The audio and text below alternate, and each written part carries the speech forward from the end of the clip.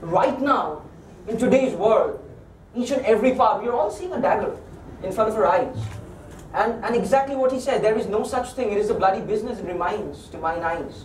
I mean, at that point of time, he describes that how the world is in an uproar while he's going to murder Duncan. That half of the nature is dead. And that's exactly the condition in 2016. Or maybe for a very long time. But why is the play so relevant?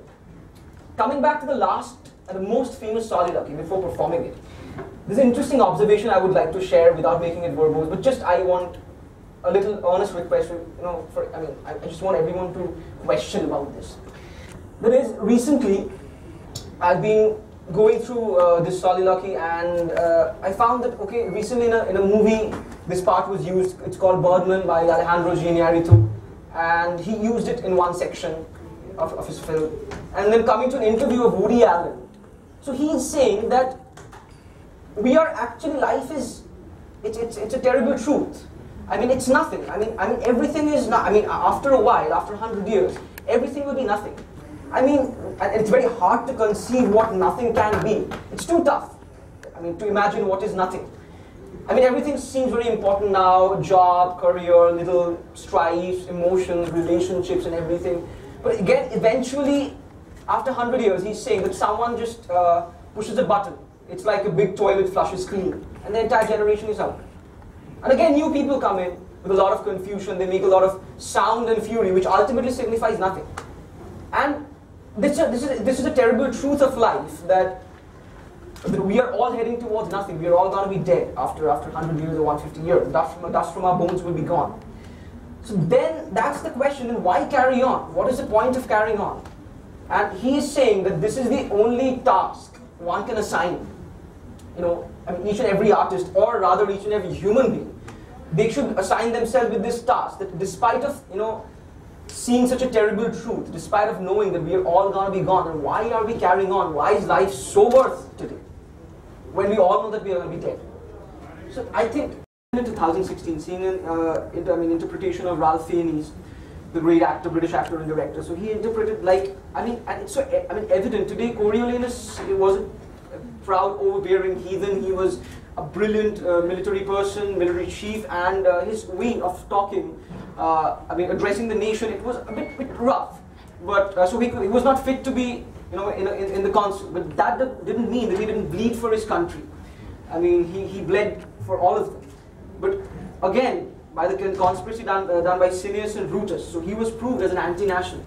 So now, whenever, I don't have to remind anyone of this today, that whenever we speak about, that how we are, everything is decaying at this point of time, whoever says it, we're all anti-nationals at this point of time. So Coriolanus becomes far, far more relevant in today's world. And thus he says that, I think you people can help me in this. This is bloody 400 years, and about a person who did not write in Bangla, never stepped here, but who lives, who continues to live in performances, live in adaptations, live in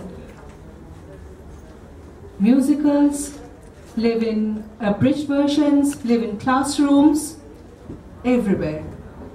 And I think there couldn't have been a better introduction to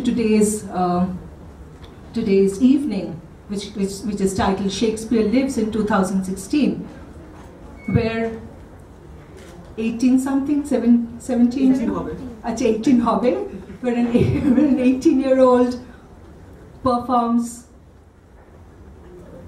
a person who's gone 400 years.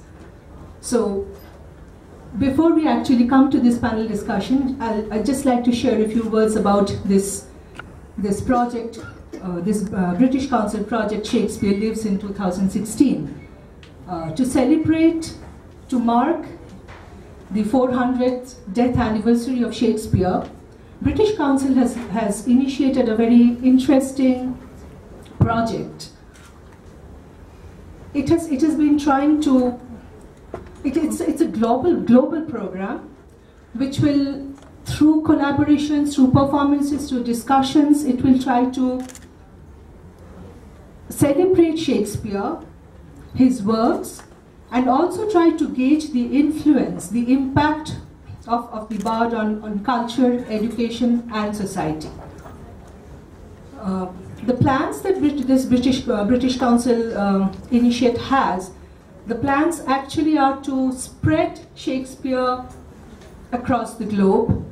The efforts will be digital, the efforts will be collaborative, there will be discussions like today, there will be public discussions, there will be performances, there can be screenings, there can be educational programs, there can be writing competitions, you name it, they have plans for it. So the idea is to celebrate Shakespeare living and to help Shakespeare live among more people, more and more people, especially among students. So the Shakespeare Lives in 2016 program initiative also has, or also plans to allow access to students to educational resources apart from digitized archives and performances and texts. তার মধ্যে বেশ কয়েকদিন আমি কৌশিকের সঙ্গে shoot করবার সুযোগ পেয়েছি এবং ইন্ডাস্ট্রির চমৎকার সমস্ত শিল্পী এবং মানুষরা আমার চারপাশে ছিলেন, তাদের অভিনয় দেখেছি। নিজে কিছুই করতে পারিনি, আমি চোখ বন্ধ করে সৃজিত যেটা বলেছে ফলো করে গেছি। কিন্তু যতই 2016-এ সৃজিত জিনিসটাকে নিয়ে আসুক, তার বেসিক এসেন্সটা তো শেক্সপিয়ারিয়ান, মানে ফলে করতে গিয়ে প্রতি মুহূর্তে মানুষটাকে একজন ক্রিয়েটর হিসেবে ফিল করবার একটা সুযোগ হচ্ছিল এবং কতখানি সূক্ষ্ম জীবনবোধ থাকলে মানে একটা প্লেয়ের মধ্যে জীবনের প্রায় প্রত্যেকটা আসপেক্টকে সমান গুরুত্ব দিয়ে ফুটিয়ে তোলা, সেটা খুব কম প্লে রাইটের পক্ষে সম্ভব হয়। সেটা ওর পক্ষে সম্ভব হয়েছিল বলেই উনি শেক্সপিয়ার ডেফিনেটলি। তো সেটা করার অভিজ্ঞতা খুব ভালো। আর মানে অন দ্য লাইটার সাইড আমার একটা দাগ হয়েছে, যে দাগটা সারা জীবন থাকবে। কৌশিকের দাগটা এখন আছে কিনা জানি না, আছে তো, ওটাও যাবে না।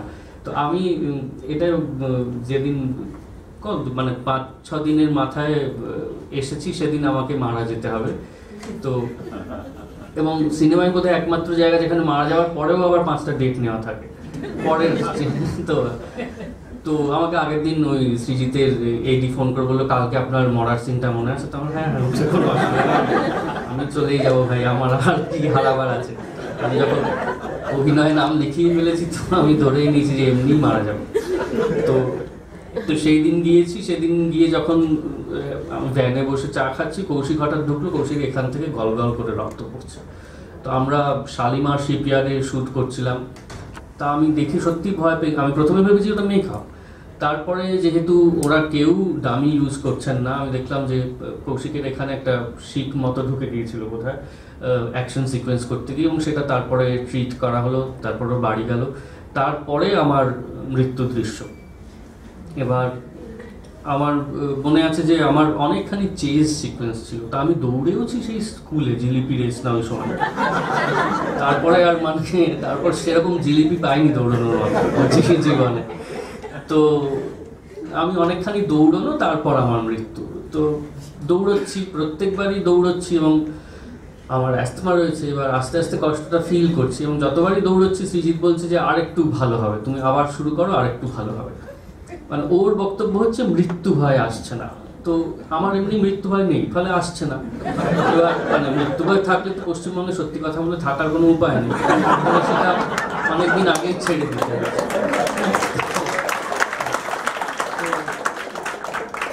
এবার সৃজিত, তাদের নামগুলো বলা যাবে না, অনেকগুলো নাম বলছে, এদের মুখ মনে করো, দেখো ভয় পাবে। কিং লিয়ার নাটকের মিউজিক করেছেন, যেটা সুমন মুখোপাধ্যায় পরিচালনা করেছেন, সৌমিত্র চট্টোপাধ্যায় অভিনয় করেছেন, অসম্ভব পপুলার নাটক। আর তারপরে রিসেন্টলি আরশিনগর যে সিনেমাটা হয়েছে রোমিও জুলিয়েটের উপর বেস করা, directed by Aparna Sen, Devajyoti Mishra was also he was the music director. সিরিয়াতো কিন্তু স্ক্রিপ্টটা লিখেছে, মিউজিক্যালি সেটা লিখেছে এবং গানগুলো লিখেছে। চুপ করে ওখানে ও চুপ করে বসে থাকিস কেন? এটা কিন্তু ভালো হলো না। না, আমি দুটো কাজ করিনি, আমি আরেকটা কাজ করতে পারি, এখনো পারি, থিয়েটার বলেই পারি। ম্যাকবেথে যদি আবার করে কৌশিক নতুন করে মিউজিক করে এবং আমাকে বলে, আমাকে ঋতু বলেছিল যে ম্যাকবেথ দেখে এলাম, তুই দেখে আয়, দারুণ। আমি বললাম দেখবো না, কেন ম্যাকবেথে ও যখন করেছে নিশ্চয়ই মিউজিক করেছে এবং অন্য কেউ মিউজিক করেছে, কেন করবে, সুতরাং আমাকে কেন দেবে না। তো আরেকবার করে কৌশিক যখন করবে তখন আমি আবার দেখবো, না তার আগেই দেখবো। আমার পরিচয় মানে আমার সাথে শেক্সপিয়ারের পরিচয় ঘটে যখন ক্লাসে ওইরকম ভাবে বললো Shylock the Jew lived in Venice,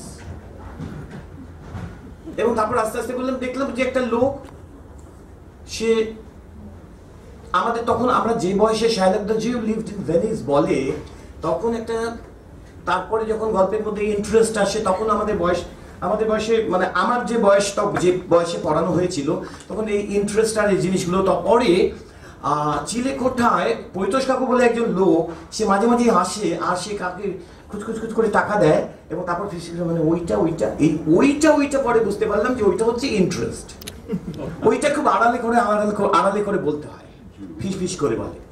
তো পরবর্তী সময়ে আমি যখন বিয়ে করি, আমার যিনি শাশুড়ি হলেন, আমার প্রথম স্ত্রী, তার মা, তিনি শেক্সপিয়ার পড়ান কলেজে। তো আমার তো তখন মানে সেই মানে যেটাকে বলছে প্রেম করে বিয়ে, মানে তখন মানে বিভিন্ন রকম ভাবে ইমপ্রেস করতে হবে, সেটার মধ্যে একটা হচ্ছে শেক্সপিয়ার। মানে শেক্সপিয়ার এবং টিএস এলিটা আমি অবশ্য ভীষণ প্রিয় আমার কবি, ফলে এক রকমের পাওয়া হয়। কিন্তু এই জায়গাটায় গিয়ে তখন আমার মনে হয় শেক্সপিয়ারটা ভালোভাবে, তখন আমার টিচাররা যেগুলো পড়িয়েছে সেগুলো কিছু কিছু হয়তো কাজে লেগেছিল, কিন্তু না সিরিয়াসলি আমি যখন লেয়ারের কাজ করেছি তখন শেক্সপিয়ারটা বোধহয় আরেক রকম ভাবে লেয়ারের মিউজিক স্কোরের সময় আমার মনে আছে একদিন আমি এবং সুমন আমরা প্রায় একদিন নয় বেশ কয়েকদিন আমরা বেশ কিছু লেয়ার অ্যাডাপ্টেশন আমরা দেখলাম। র্যান তার মধ্যে অবশ্যই আমরা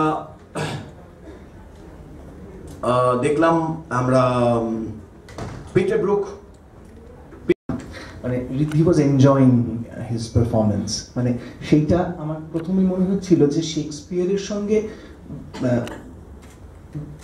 এই বঙ্গের যে যোগ, সেইটা তার শেক্সপিয়ারের ইন্টারপ্রিটেশন ইত্যাদি ইত্যাদি সব কিছুর আগে যেটা, সেটা হচ্ছে যে একজন যে পারফর্মার, যে অভিনেতা, সে কি চায় বেসিক্যালি।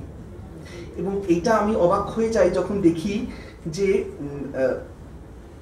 গিরিশ ঘোষ, ওর একটা বই আছে অভিনয় অভিনেতা, সে বইতে অজস্র জায়গায় উনি শেক্সপিয়ারের রেফারেন্স আনছেন, অসংখ্য জায়গায়। যখন ইভেন তখন তো ভিডিও টিডিও ছিল, যখন নটি বিনোদিনীকে উনি ট্রেনিং দিচ্ছেন, নটি বিনোদিনীর আত্মজীবনে তো পাওয়া যাচ্ছে যে সারা সিডেন্স, সারা বার্নার্ড, এদের তুলনা করে দেখাচ্ছেন, বলছেন, তখন যা যা তথ্য পাচ্ছেন গিরিশ সেই। এবং ভাবা যায় না আজ থেকে অত বছর আগে যখন প্রায় কোনো তথ্যই পাওয়া যায় না, সেই সময় অভিনেত্রীদের ট্রেন আপ করা যাবে। কোন অভিনেত্রী যারা মূলত তারা বারবনিতা, তাদেরকে আনা হচ্ছে বেশ্যাপল্লী থেকে, সেই নিয়ে বঙ্গ সমাজের চূড়ান্ত আলোড়ন, মানে একটা অসুস্থ পরিবেশ, তার মধ্যে থেকে গিরিশ অভিনেত্রীদের তুলে আনছেন এবং তাদেরকে ট্রেনিং দিচ্ছেন। এবং ট্রেনিং দেওয়ার সময় তাদেরকে বলছেন, তাদের শেখাচ্ছেন যে শোনো, পশ্চিমে কিন্তু এইগুলো হচ্ছে, এই ধরনের অভিনয়গুলো হচ্ছে। এবং সেখানে অসংখ্য শেক্সপিয়ারিয়ান রেফারেন্স আসছে। আমরা একজন অভিনেতার কথা জানতে পারছি যে কিম, তিনি ইয়াগো করছেন। গিরিশ তার অভিনয়ের অভাবন অত বছর আগে লেখা হচ্ছে যে সে কিভাবে ইয়াগো চরিত্রটাকে অভিনয় করত। সারা বার্নার্ড যখন অভিনয় করছে, তিনি সারা সিডেন্সের থেকে কিভাবে আলাদা হয়ে যাচ্ছেন। সারা সিডেন্স যখন লেডি ম্যাকবেথ করছেন, তখন সেই লেডি ম্যাকবেথের পোর্ট্রেয়ালের মধ্যে একটা ভয়ঙ্কর শক্তি, একটা অশুভ শক্তি, যেন যেটা দেখে পশ্চিমের লোকরা বলছেন যে, বিশেষ করে সেই হাত ধোয়ার দৃশ্য, সেখানে বলছে যে আই স্মেল ব্লাড, রক্তের গন্ধ পাওয়া যেত। কিন্তু যখন আপনি সারা বার্নার্ড অভিনয় করছেন লেডি ম্যাকবেথ চরিত্রে, তখন সেটা সম্পূর্ণ একটা অন্যরকম ইন্টারপ্রিটেশন। সে ভীষণ ডিউটিফুল ওয়াইফ, পোলাইট, সফট নেচার্ড। এবং মানে অর্ধেন্দু শেখর মুস্তাফি বলে যে বিখ্যাত অভিনেতা, যিনি একটা সময় সাহেব নামে পরিচিত ছিলেন, তাঁর কন্ডোলেন্স মিটিংয়ে আরেকজন দ্বিজেন্দ্রলাল রায় নামে একজন অত্যন্ত বিখ্যাত নাট্য পরিচালক ওই সময়, তিনি to be or not to be সলিলোকিটা বলছেন। এবং সেখান থেকে গিরিশ আবার তর্কে আসছেন। উনি বলছেন যে উনি একটা হ্যামলেটের একটা লাইন তুলে ধরে বলছেন যে ওই বিখ্যাত, to die, to sleep perchance to dream, hey, there's the rub, for in that sleep of death what dreams may come. করে উনি বলছেন যে হ্যামলেটটা কিভাবে অভিনয় করতে হবে। আমি বলছিলাম গিরিশের যে ব্যাখ্যা হ্যামলেটের সম্পর্কে সেটার সঙ্গে সবসময় একমত হতে হবে, কিন্তু আমি বলছি যে তখনই শেক্সপিয়ার কি